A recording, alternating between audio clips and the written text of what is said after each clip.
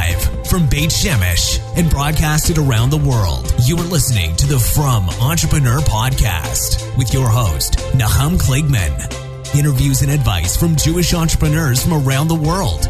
Listen, learn, be Matzliach. Welcome to episode 2 of the From Entrepreneur. Today we'll be speaking with the guys from VideoSparks, Mordy Rapp and Amir White. VideoSparks is a video production studio that drives creativity and advertising to a whole new level. Not only do they understand animation, script writing, film, but they also understand business.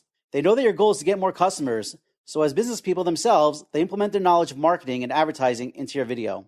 Mordy Rapp. Mordy has a background in fine art, film, and acting dating back to his teens. He has developed a unique way of communicating his ideas into fun and exciting graphics. In addition to this, Mordy sports an honors BA in marketing and technology. Amir White. Amir has always had a passion for film. Ever since he was young, he would recall his days of yore, sitting behind the camera and capturing life, one frame at a time. As he got older, he continued his hobby while pursuing his BA in biotechnology. During this time, Amir partnered up with Mordy to form VideoSparks, where he practices Kung Fu discipline motion graphics and awesome video production daily. Now, I came across these guys in my last video production we did for my Kickstarter campaign, along with Brian Spector. We had a team of 3 people, and Mordy and Amir were filled out that team, and they did an awesome job. And I just loved the way that they worked together. I love the way that you guys, you know, how you played off each other, how you each knew what each other's skill sets were. And it was just like, it was brilliant working with you guys. So I wanted to interview you. I know there's a lot that my audience can learn. So why don't you give us a little bit more background on VideoSparks? Thank you for those kind words. Sure. The background behind VideoSparks?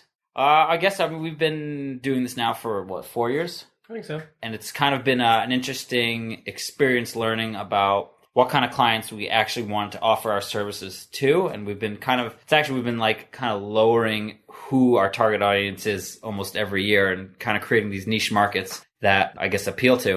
And that's been an interesting thing. But VideoSparks was, as you said in the intro, at least for me personally, it's always been a passion of mine to make videos. And when I was in film school, I actually switched out when I realized that a lot of the people there were artists. And they were missing kind of that one major drive that I had, which was to make money. So I switched to business school, learned marketing, and then it was just kind of a natural transition to use my passion for film and bring it to make a whole company. By the way, that's Mordy. That was me, Mordy. And you started off mainly as animation, and then you moved to live filming, or is it still the same mix, still the same focus? How do you guys break it down? I think the majority of the work we take on is animation work at this point. It's much more, we're able to manage a lot more projects at once with the animation because film work tends to be a lot more time consuming. So we don't really have the scaling abilities by film that we do with animation. It's still so. I mean, you guys have been doing this for, you said, 4 years now. So how did you guys originally meet? How did VideoSparks get born? What was that process like? So before I met Amir, I actually had my own company called MR Productions. Mr. Productions? That right. Was you? MR stood for Mordy Rapp, in case you didn't pick that up. Had my own card and everything. I was like, I must have been like 15 or something when I started doing this, and for money, I guess. So I took on a handful of projects, mostly film work, no animation, really. Then it became more of a hobby, whatever. I put it to the side, I started working for someone, and Amir and I actually met there on a professional level, although... On a personal level, we went to camp together 15 years ago. Which camp? Camp Moshava Ennismore. Ontario. Wait, that's not the same. Wait, is Camp Moshava in Ontario and Camp Moshava in the States? Are they related? They're both part of Bnei Akiva, but 2 different camps. Oh, so you guys met in camp 15 years ago. Okay. Something like that. Yeah, and then we also went to Yeshiva. And who knew back in those days when you were eating pickles that you would be one day working together? Well, I'm actually 3 years older than Amir. It always stems from the pickles. Oh, you're 3 years older? I'm 3 years older than Pickles Amir. were big when I went to camp. I don't know. But he was still able to beat me up when I was, I was 14 and you were 11. You were able to beat me up. Some things will never change. That's embarrassing, but hey. And then you met again back. We both attended the same yeshiva, different years. Mordy went to the army, came back to yeshiva as madrich when I was still learning there. And which yeshiva? Levi Torah. In Ramat Beit Shemesh. In Ramat Beit Shemesh. Very nice. Yeshivat Leva Torah in Ramat Beit Shemesh. Very good. And so then how did... So Mordy was working for a separate company these years later, doing animation for them. I just gotten married and was looking... It really all started, I was looking for something I could do part-time while in school to, pay the rent and the bills. And Mordy was like, hey, why don't you come work with me? So I guess Mordy got me started learning on a vast amount of free tutorials for teaching yourself animation online. Everything that I learned that I know today was all started from free tutorials on the internet. Oh, wow. And really, I was able to develop that into, what we're doing today, but it all started there, and I spent my time doing that, and then Mordy and I started working together for a separate company. And then, I guess, to be politically correct, things weren't working out so well for us. It wasn't a good shidduch. I guess the business relationship we had with the company we were working for was not a good shidduch, and it was very clear to both parties that we should leave, and so we left to start our own thing. And I think how long did it take for us to come up with the name? I think a day. Yeah, we just all right, we need to buy or we need a website, we need to buy a domain. Let's come up with a name. And we just threw out 1,000 different names. And it was based on what was available, but it all worked. It worked. VideoSparks, it's a great name. It really we sat on GoDaddy and typed in things and tried to figure out what names, what URLs were available. And the second best option was VideoSparks. Videos.parks. So you guys, so you were working for another company and then you left basically and you were just continued to do the same type of work, but now you're working for yourselves. Right. Yeah, and I already had a client base previous to that. Like I said, because I was doing it more of like a hobby in exchange for like small compensation. So I had a client base that I was able to hold on to, and I went back to that client base basically. So let me ask you, you're both married this time. Amir, you said you had just gotten married, and Mordy, you were also married? Yeah, I was married, I think +1 at this point. So let me ask, Amir, you can't see this, but Amir's saying no, and Mordy's like, I think I had a kid then. Okay, anyway. I mean, you only got married 6 months before me, and I had just gotten married, so I can't. But I'm 3 years older, so like. We'll let you people do the math out there. When you guys decide to leave this company and start your own, what did your wives say? Like, were they fully backing you? Were they a little weary? Like, it's a good question. I can't speak for Mordy on this one, but my wife was completely supportive. That's great. She, for some reason, thinks that whatever I put my mind to, I can accomplish. So she backed me. Does she still think that? 100%. I mean, it's 4 years later. Still does. She okay, still does. It's a good wife. I haven't been evicted, so she still does. Oh, let me add to this. I have to ask, you're all wondering, why did I choose Amir, who didn't really have much of a background in film, or for that matter, why I wanted to partner up with him? That's a good question, actually. He didn't know anything about animation. He was learning from online video tools how to animate. And he said, hey, this is the guy for me. So like Amir's wife, it was very clear to me that I saw a person who, if he puts his mind to something, he will accomplish it. And I know what I brought to the table, and I need someone who could, fill the remaining 50%, and Amir was that guy. It was just very clear, how quickly he learned, and any problem that we came up with, he was able to figure out. So it was a great shidduch. So if you guys were into rocket science and you would be like, Amir, figure this out, and that would have been also, you just happened to be into animation and video production. Yeah. Every once in a while I ask him to make a bomb for for fun, Let's thank you for those kind words. Let's get down to a little bit more details of how you guys work. And, besides obviously after davening in the morning, how do you guys focus your first hour of your day? Drinking coffee. Like all good entrepreneurs. Yeah, I mean, my first hour of my day, I like to really just answer every unanswered email, if there are. And I pride myself on answering emails within 5 hours from when people send things to me. But if they're during that gap when I'm asleep and davening and haven't had time to respond to people, I like to fill that hour just responding to everyone, letting people know, where we're holding, where things are going, following up on leads, whatever it is. Mm-hmm. And Amir? Yeah, no, following up on production emails, letting people know where we're holding production-wise on their products. In general, our workload division, Mordy handles a lot more of the sales business development, more on the production end. So I have a lot of contact with clients, having sent them drafts of whatever we're working on or updates at the end of the previous day. People respond. I spend my morning replying to emails and making sure everyone is up to date on what we're holding. Yeah, as a creative studio, I know, I hired you guys, and when you work with creative people on the other side, we just can't wait for that email from you. We can't wait to see what you're working on. And I know that it's a time-consuming process. Animating and creating quality videos is not something that takes 10 minutes to do. And I know that business people sometimes have their, eager to get what you guys are creating. So I'm sure you get a lot of emails saying, anything new, anything happening, Oh, yeah, for sure. People have no idea what goes into creating a video or an animation for that matter. They assume, you show up, you film, and then the next day, hey, we have a video. Right. Maybe we should just start sending them links to other videos that have been made, like really well done things. Hollywood Productions. Here you go. Right. If you have a budget, it's like a lot of these, quote unquote Hollywood things, or even shorts, can take a year to make, and people have budgets of $1 million plus. Here, people are paying you what's your average deal? 10 to 20,000. So for 2015, actually, our pricing model has been $3,000 for a 60-second animation. Wow, for the quality you guys give, that's really under market. Yeah, for sure. I think we strategically placed ourselves in this spot that for, let's say, bigger companies who have larger budgets, it's a no-brainer. They're taking 5 videos, of course, why not? And then for the, let's say, like the startups who have, a little bit less flexible with their funding, it's something they can afford to get a very high-quality production. Right. So anyways, we lowered our prices in an attempt to see if we can make more sales based on the lower price, because we really only need to make around 1 extra sale a month to offset the lowering in cost of our videos. Mm-hmm. So hopefully it will turn into more than 1 extra sale a month. And no, it's already working. I can tell you straight up. You could visit VideoSparks.net.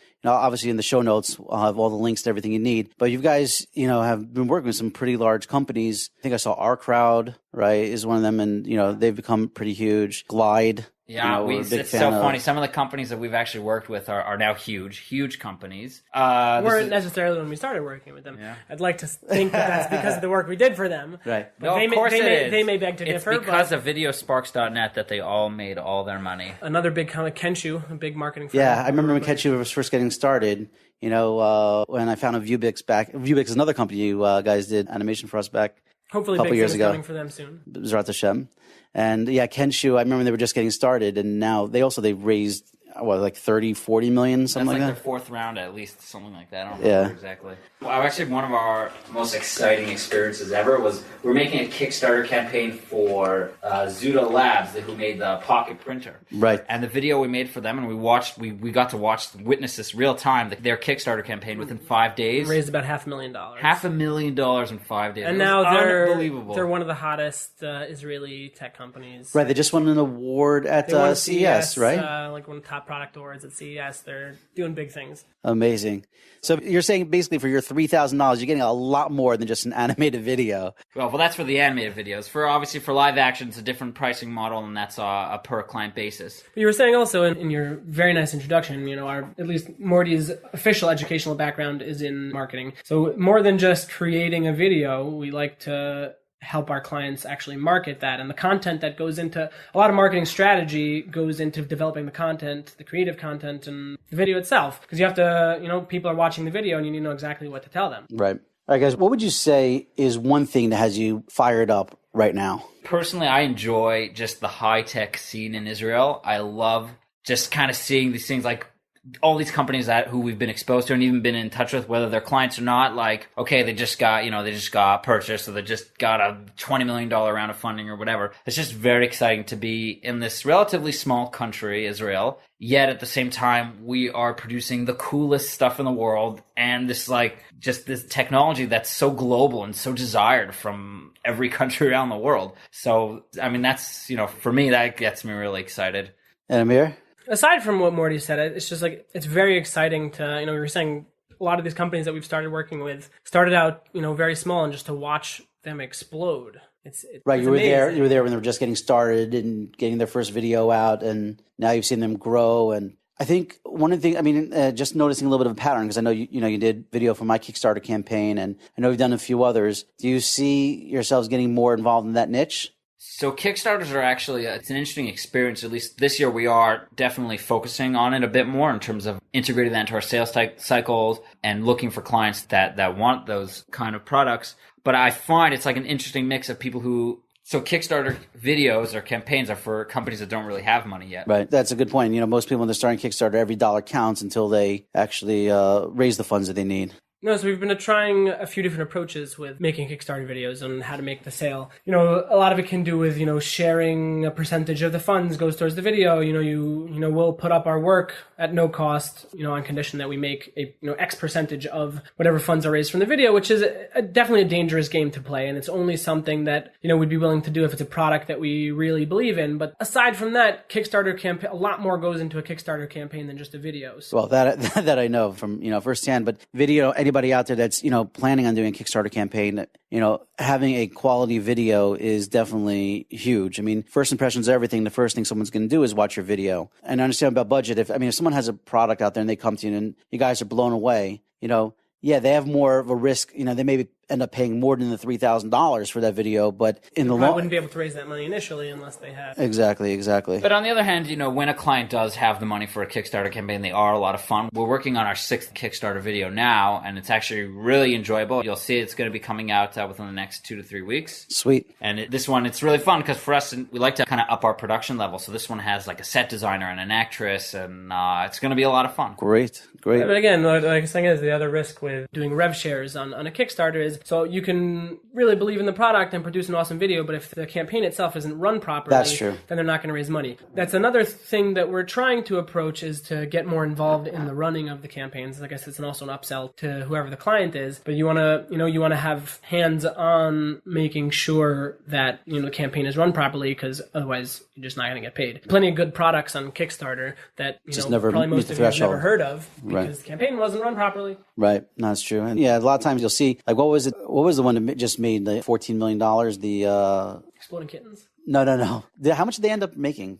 I don't know. For sure, the most the cool cooler. Product. Yeah, it was the most backed. And then there was another one for Reading Railroad. Reading Rainbow. Reading Rainbow, okay. But that was a famous actor who had a show for like a number of years. Yeah. They reached their goal in 24 hours. That's insane. That's really nuts. Reading Rainbow was the show that he was on as well. Oh, Reading Rainbow was the show. And Star Trek. But. And a little show called Star Trek. Small show. Right. Sometimes people can create an awesome video, but there's a lot more in making your Kickstarter campaign successful. But I was saying about the cool cooler is that when they ran and they end up becoming, you know, the largest funded or most amount of funders, this was the second time they released a product. The first time they released a product, they didn't reach their goals. So they went back to the drawing board, worked on making the product cooler even, and then they relaunched and, you know, just hit the right nerves or whatever and exploded. All right. I like one of the things I like to do on our podcast is, you know, people like hearing about the successes and stuff, but we could really learn from the challenges we have as entrepreneurs. So why don't you guys give me your worst entrepreneurial experience and the lessons you learned from it? There was a fairly large startup accelerator,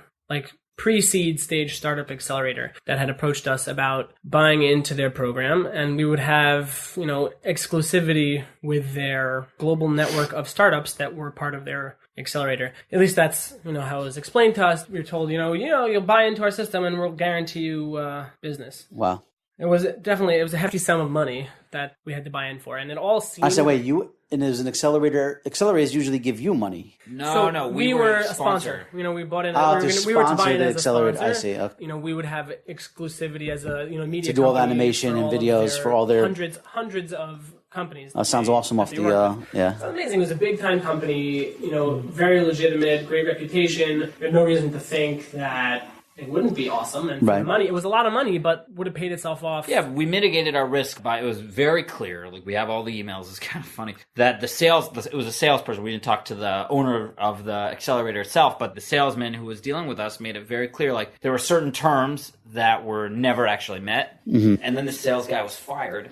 Ooh. And so we're like, okay, so give us back our money, right? Of course. Right. It was a lot of money. It was 5 digits. Yeah. For us, if it was more than 5 digits, that would be... Yeah, no, but I'd say for us, this was at the beginning. These were at the beginning. This is at the beginning years, so like it was really... Basically, they had guaranteed us business, but months go by, nothing's coming in, always this excuse, that excuse, we're fine-tuning things, fine. It all made sense, then finally one day, you know, we're like, okay, this is getting ridiculous, we need to get in touch with the CEO. We get in touch with the CEO, and we explain to him, you know, what's the situation. He's like, yeah, that doesn't make any sense. I never would have guaranteed any of that to you. I was like, okay, but your sales team did, and here are X amount of emails and we have quote, going back and forth. Am I my brother's keeper? He didn't say that. So you're not quoting then. Okay.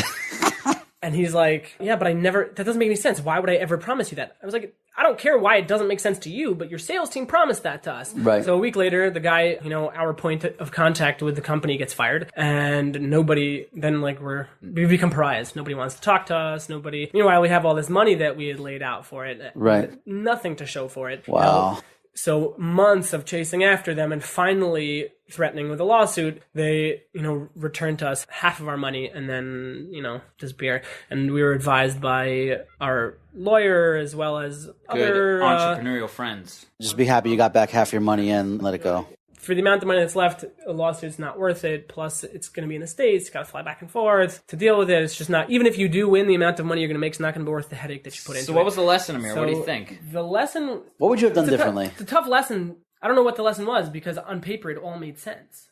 I have a lesson. Go ahead. My lesson, I actually learned this from the CTO of Glide. I remember talking to him about something else. Jonathan Karras. Yeah, so he told me that... But we're going to hit him up for an interview also. He's awesome. So I hope I'm allowed to quote him in his name. Go ahead. You'll have to ask permission. So he told me there are times in your life where you're going to get screwed, and that's just it. You just have to be prepared. That's just part of life. It's part of business. Right. And you can't just sit there and mope on it. Okay, so bad stuff happens. Okay, move on. Right. We bounce back. Everything's been a shemayim. Yeah, I mean, look, we definitely didn't sit around moping about it. It happens to be worked out very well in the sense that, the initial investment money came from my parents. Thank you to them if they're listening. Right. So I hope they're it's not listening. no one's chasing after us for the money. It would have been a bigger problem if, we had taken out a big loan for this and then we'd be, stuck paying it off now with nothing to show for it.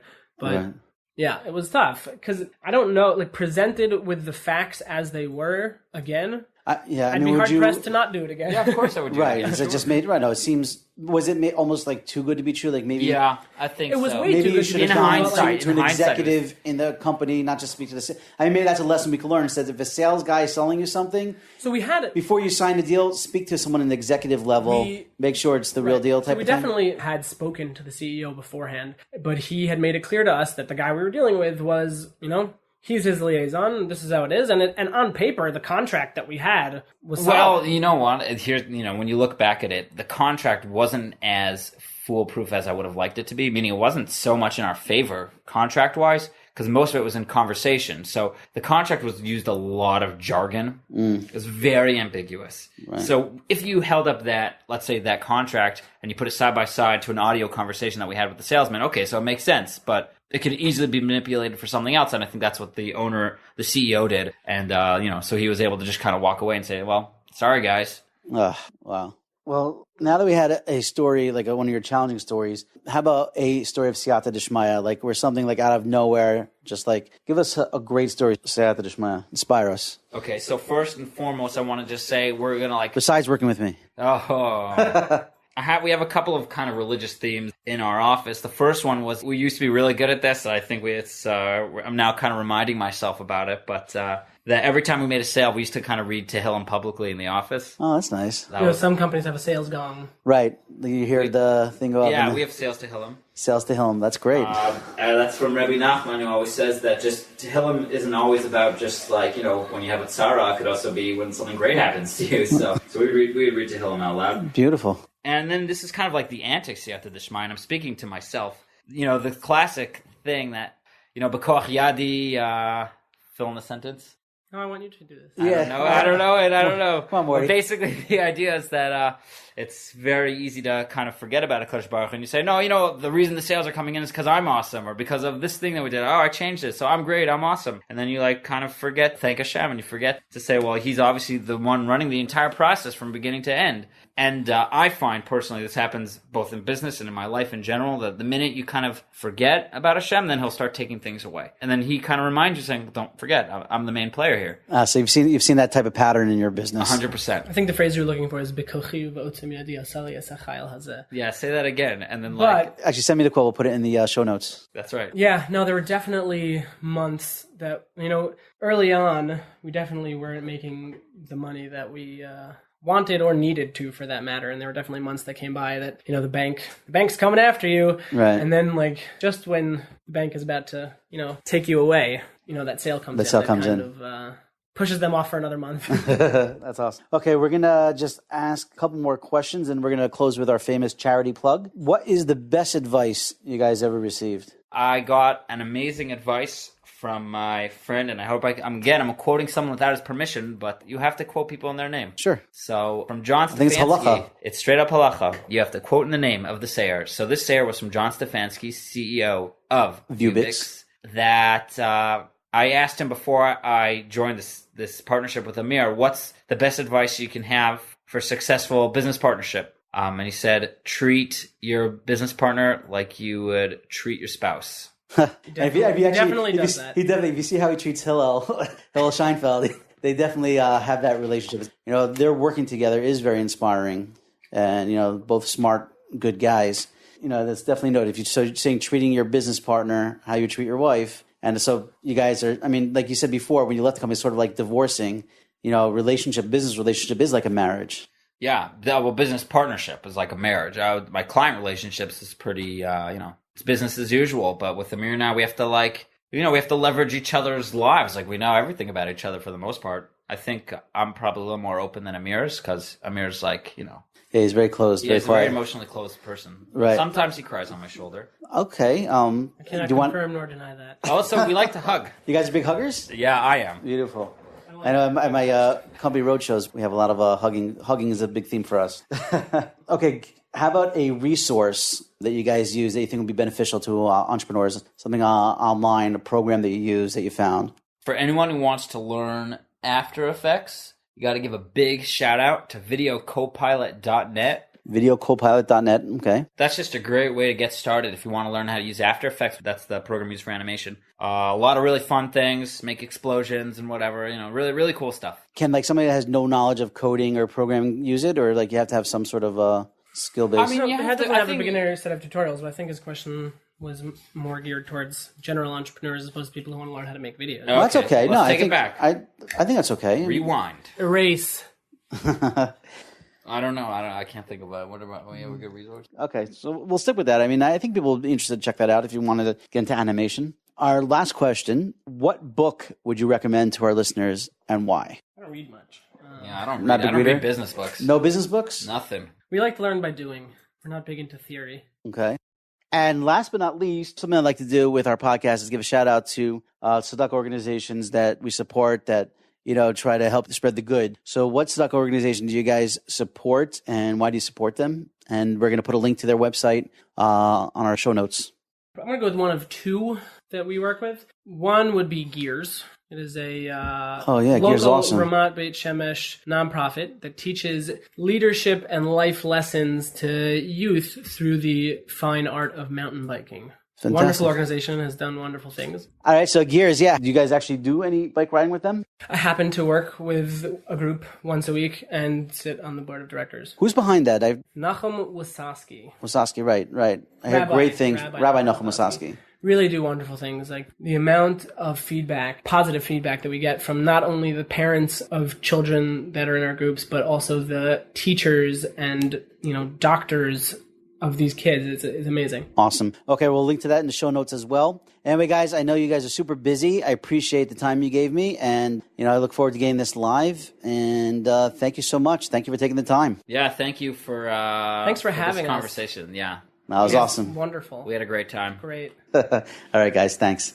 Thank you for listening to the From Entrepreneur Podcast with Nahum Kligman. We hope you learned something valuable and will share this with your friends. For show notes, archives of previous episodes, and more information to help you start and grow your business, please visit our website, www.fromentrepreneur.com. Listen, learn, be Matzliach.